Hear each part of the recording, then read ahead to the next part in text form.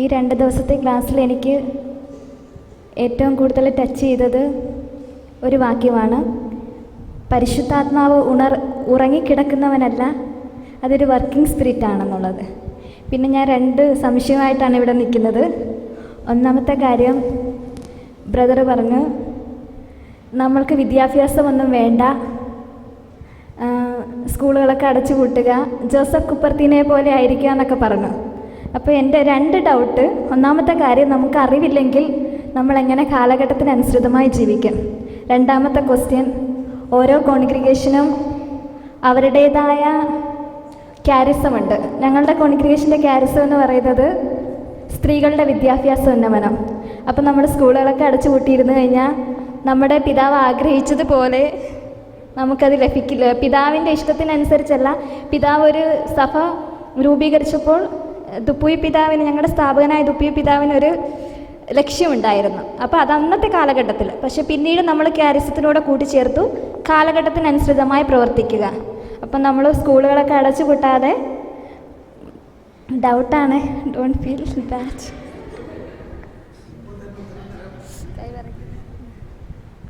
ഞാൻ പറഞ്ഞതിൻ്റെ അർത്ഥം അങ്ങനെ അടച്ചു പൂട്ടണമെന്നല്ല. ഈ സ്കൂളുകളിൽ നമ്മൾ സ്കൂളുകൾ എന്തിനാണ് ക്രിസ്ത്യാനികൾ എന്തിനാണ് ഈ പിതാവ് ഈ സ്കൂൾ തുറന്നത്?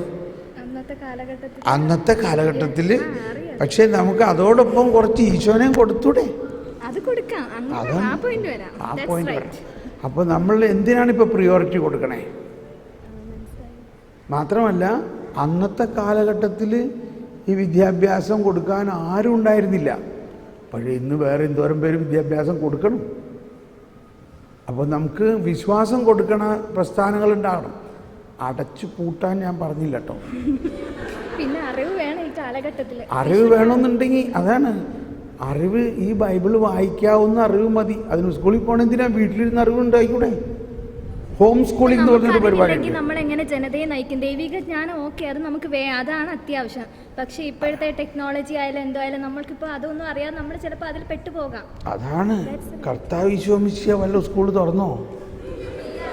അത് അന്നത്തെ കാലഘട്ടം. അന്നത്തെ കാലഘട്ടം. ഇന്നത്തെ കാലഘട്ടത്തിൽ ഏറ്റവും ആവശ്യം വചനം പഠിപ്പിക്കുകയും ഇരുന്ന് പ്രാർത്ഥിക്കുകയും ചെയ്യാന്നുള്ളതാണ്. നമ്മൾ ചുമ്മാ ഇരുന്ന് പ്രാർത്ഥിക്കുകയാണെങ്കിൽ കർത്താവിൻ്റെ അറിവ് എല്ലാവരിലും എത്തും എന്നുള്ളതാണ് എൻ്റെ ഒരു ബോധ്യം. പൂട്ടണ്ട കേട്ടോ സ്കൂളൊന്നും. ഓക്കെ, അടുത്ത ആൾ വരാം. അടുത്ത ക്വസ്റ്റ്യൻ. ബ്രദർ പറഞ്ഞ നമുക്ക് വിശ്വാസമുണ്ടെങ്കിൽ നമ്മളെല്ലാവരും സ്വർഗത്തിൽ പോകുന്നു. മത്തായി 25-ാം അധ്യായം 31 മുതലുള്ള വാക്യങ്ങൾ അവസാന വിധിയെക്കുറിച്ചാണ്.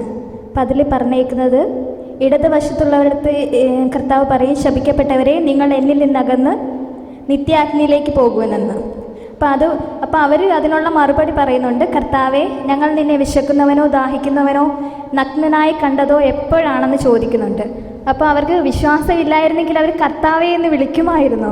അപ്പോൾ യേശു പറയുന്നത്, ഈ എളിയവരിൽ ഒരുവന് നിങ്ങളിത് ചെയ്യാതിരുന്നപ്പോൾ എനിക്ക് തന്നെയാണ് ചെയ്യാതിരുന്നത്. അപ്പം ഈ ഒരു പ്രവൃത്തി ചെയ്യാതിരുന്നത് കൊണ്ടാണോ അവരെ നിത്യാഗ്നിയിലേക്ക്? ഇവിടെ നമ്മൾ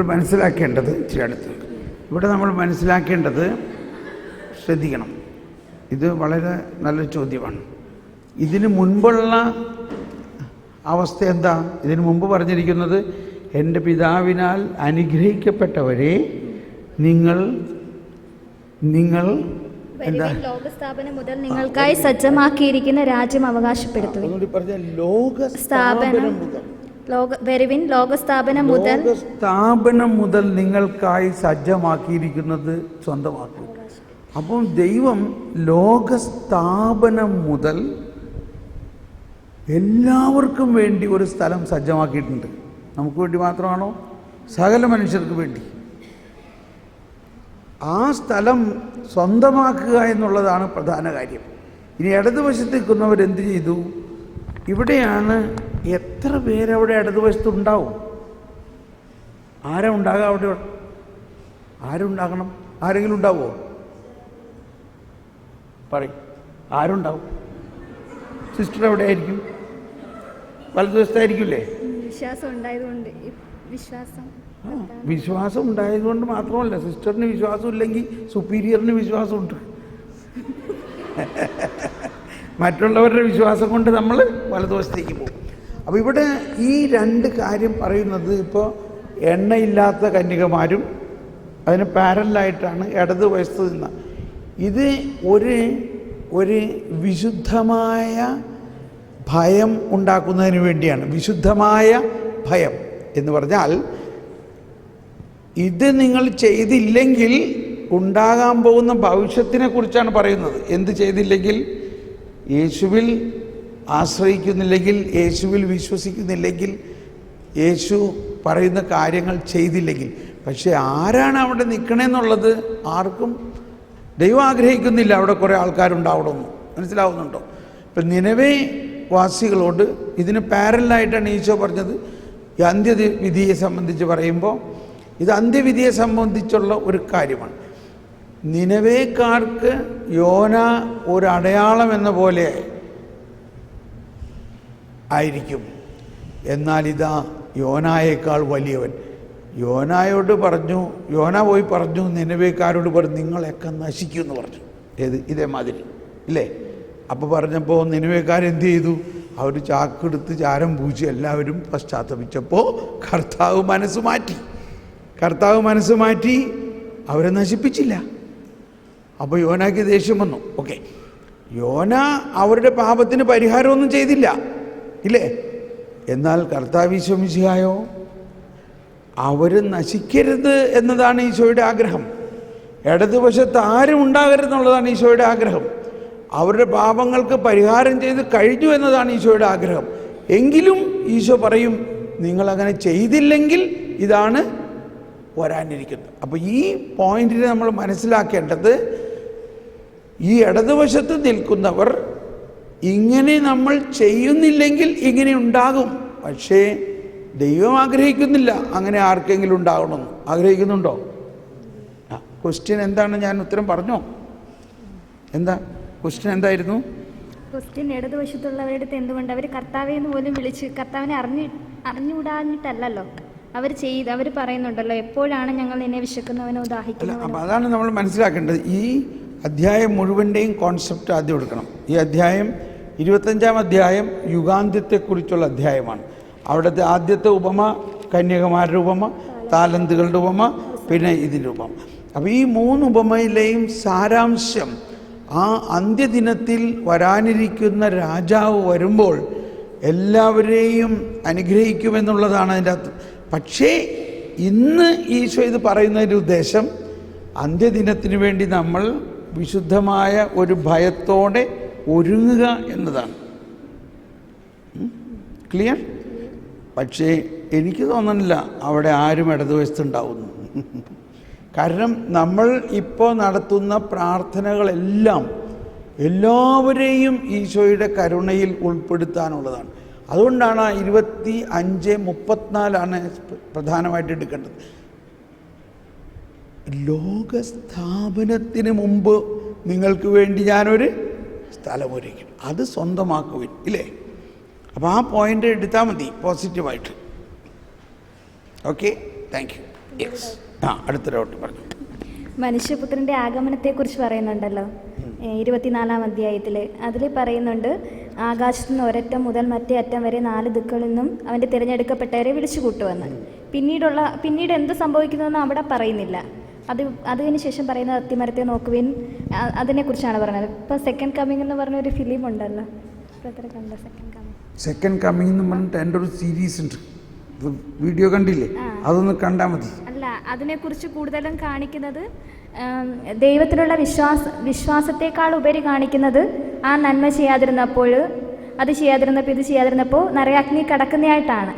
ആ ഫിലിം ഒരു നുണയാണ്. That is a false. അതാണ് ആ ഫിലിം നിങ്ങൾ വിശ്വസിക്കരുത്. ഒരു മിനിറ്റ് കൂടെ വായോ. ഇപ്പോൾ അതിൽ പറയുന്നത് ഫിലിം ഉണ്ടാക്കണതിന് ആർക്കാ പാട്? ഫിലിം ഉണ്ടാക്കുന്നത് വചനത്തിൻ്റെ അനുസരിച്ചാണോ? ഇങ്ങനെ ചെയ്തില്ലെങ്കിൽ ഇപ്പം അതിനകത്ത് എന്താ കാണിച്ചേക്കണത്? ഒരാൾ തിന്മ ചെയ്തു, അവനെ പിടിച്ചു വലിച്ചു കൊണ്ടുവന്ന് നരകത്തിലിട്ടു. അപ്പോൾ കർത്താവ് വിശ്വസിച്ച് എന്ത് ചെയ്യായിരുന്നു? ഇന്നലെ ഞാൻ ഒരു ഡ്രാമ കാണിച്ചു തന്നില്ല, ഇവിടെ ഇന്നലെ കാണിച്ചു തന്നില്ലേ? ഞാൻ തിന്മ ചെയ്തു, ശരിയാണ്, ഞാൻ തിന്മ ചെയ്തത്. എന്തിനാ ഈശോ വന്നിരിക്കുന്നത്? രക്ഷിക്കാനായിട്ട് ആരെ രക്ഷിക്കാൻ? പാപിയെ, തിന്മ ചെയ്തവരെ. അതിനുവേണ്ടി യേശു എന്ത് ചെയ്തു? കുരിശിൽ മരിച്ചു. തിന്മ യേശു ഏറ്റെടുത്ത് കഴിഞ്ഞിരിക്കുന്നു. കഴിഞ്ഞോ ഇല്ലയോ? ആ ഒരു വിശ്വാസത്തിന് എതിരാണ് ആ ഫിലിം. കഴിഞ്ഞ ഓണത്തിൻ്റെ സമയത്ത് ഈ ഫിലിം ഞാൻ ധ്യാനം നടത്തിയിരുന്ന സ്ഥലത്ത് കൊണ്ടൊന്ന് കാണിച്ചു. എൻ്റെ ദൈവമേ, 4 പ്രാവശ്യം കണ്ടു കഴിഞ്ഞപ്പോൾ പേടിച്ചായി ഇല്ലേ? അപ്പോൾ നമ്മൾ മനസ്സിലാക്കട്ടെ, അതാണ് വിശ്വാസത്തിൻ്റെ പ്രബോധനത്തിലൂടെയാണ് മനുഷ്യനെ നന്മയിലേക്ക് നയിക്കേണ്ടത്. ഇങ്ങനത്തെ ഫിലിം കാണിച്ച് പേടിപ്പിച്ചിട്ട് മാനസാന്തരം ഉണ്ടാക്കുകയല്ല വേണ്ടത്. ഒറ്റ ക്വസ്റ്റ്യൻ ഒന്നും കൂടി പറയാണ്. ഈ 2ാം വരവ് എന്നുള്ള ആ ഫിലിം കണ്ടു കഴിഞ്ഞാൽ അവർ പറയും, അത് കണ്ടിട്ട് പിള്ളേരൊക്കെ ഭയങ്കരമായിട്ട് കുമ്പസാരിച്ച്. എന്തിനാണ്? അയ്യോ എന്നെ നരകത്തിൽ കൊണ്ടുപോകുന്നു പേടിച്ചിട്ടാണ്. ഞാനൊരു ഉദാഹരണം പറഞ്ഞില്ല, ഒരു കൊച്ചു പറഞ്ഞത്, ഞാൻ ഇനി പാപം ചെയ്താൽ നരകത്തിൽ പോകുമോ? അപ്പം നമ്മൾ കംപ്ലീറ്റ് കർത്താവ് ഈശോ മിശിഹ ചെയ്തതിനെ മനസ്സിലാക്കുന്നില്ല. ഈശോ ഏറ്റവും വലിയ പാപിയെയും കൂടി, ഇത് കണ്ടോ, എന്താ അവിടെ കരുണയുടെ പടത്തിൽ കാണിച്ചു, ഏറ്റവും വലിയ പാപിയെയും കൂടി തോളിലേറ്റും. അപ്പോൾ പാപി പാപം ചെയ്തു എന്നും പറഞ്ഞുകൊണ്ട് അവനെ നരകത്തിലേക്ക് വലിച്ചഴിച്ചു. പിന്നെ മാത്രമല്ല, ഈ നരകത്തെക്കുറിച്ച് പറയുന്ന ആ പ്രതീകങ്ങൾ, അതെല്ലാം പ്രതീകങ്ങളാണ്. അവിടെ തേളുണ്ട്, പാമ്പുണ്ട്, അതെല്ലാം പ്രതീകങ്ങളാണ്. അതുപോലെ തന്നെ 2ാം വരവിൻ്റെ സമയത്ത് സൂര്യൻ ഇരുളും, ചന്ദ്രൻ ഇരുണ്ടു പോകും, ആകാശത്തിൽ നക്ഷത്രങ്ങൾ നിപതിക്കും. ഇപ്പം ഉദാഹരണത്തിന് ഇങ്ങോട്ട് അടുത്ത് വന്നു, ശ്രദ്ധിച്ചോ. ഇപ്പോൾ ഇവിടെ സ്ട്രീറ്റ് ലൈറ്റ് ഉണ്ടെന്ന് വിചാരിച്ചോ, വഴിയിൽ സ്ട്രീറ്റ് ലൈറ്റ് രാത്രിയായപ്പോൾ നല്ല വെളിച്ചമുണ്ടായിരുന്നു. പകല് സ്ട്രീറ്റ് ലൈറ്റ് രാവിലെ ഓഫ് ചെയ്യേണ്ടതായിരുന്നു, ഓഫ് ചെയ്യാൻ മറന്നുപോയി. രാവിലെ സ്ട്രീറ്റ് ലൈറ്റ് ഓഫ് ചെയ്യാൻ മറന്നുപോയി. പക്ഷെ സൂര്യപ്രകാശം വന്നു കഴിഞ്ഞപ്പോൾ പിന്നെ ആ സ്ട്രീറ്റ് ലൈറ്റിൻ്റെ പ്രകാശം ആരെങ്കിലും ശ്രദ്ധിക്കുന്നുണ്ടോ? ഇല്ല. അപ്പം ഈശോ വരുമ്പോൾ ഈശോ എന്ത് ശോഭയോടെ ആയിരിക്കും വരിക? സൂര്യൻ്റെ 10 മടങ്ങ് ശോഭ. സൂര്യൻ്റെ 10 മടങ്ങല്ല, അനേകം മടങ്ങ് ശോഭയോടെ ആയിരിക്കും ഈശോ വരിക. ആ ശോഭയെ താരതമ്യപ്പെടുത്തുന്ന സൂര്യനും ചന്ദ്രനും നക്ഷത്രങ്ങളും എല്ലാം ഇരുണ്ടുപോകും. മനസ്സിലായോ? Is it clear? അത്രയ്ക്ക് ശോഭയോടെ. നമ്മൾ ഇന്നലെ സങ്കീർത്തനത്തിൽ പറഞ്ഞില്ലേ, സൂര്യൻ അതിൽ നിന്നും വരുന്നു ഒരറ്റത്തു നിന്ന് മറ്റേ അറ്റം വരെ. അത് ഈ 2ാം വരവിൻ്റെ തന്നെ പ്രതീകമാണ്. ഇപ്പൊ സൂര്യനെ നമ്മളെല്ലാവരും കാണുന്നുണ്ടല്ലോ, ലോകം മുഴുവനുള്ള എല്ലാവരും സൂര്യനെ കാണുന്നുണ്ടല്ലോ, കാണുന്നില്ലേ? എന്ന പോലെ എല്ലാവരും ഈ വരുന്ന കർത്താവിനെ കാണും. അത് നല്ലൊരു ആശയമാണ്. ഈ ദൈവം 2ാമത് ഈശോ വരുമ്പോൾ സൂര്യനെ എല്ലാവരും കാണുന്ന പോലെ ഈ സൂര്യനേക്കാൾ വളരെ മടങ്ങ് ശക്തമായ ഒരു മഹത്വത്തിൻ്റെ പ്രകാശത്തോടെ എല്ലാവരും കാണും. അപ്പോൾ ആ പ്രകാശത്താൽ മറ്റ് പ്രകാശങ്ങളെല്ലാം ഇല്ലാതാകും. Thank you. Okay, very good. Okay, കൈയടിക്കാം. ഇനി ആരെങ്കിലും? അപ്പോൾ ഇനി കുട്ടികളുമായി വരുവാ.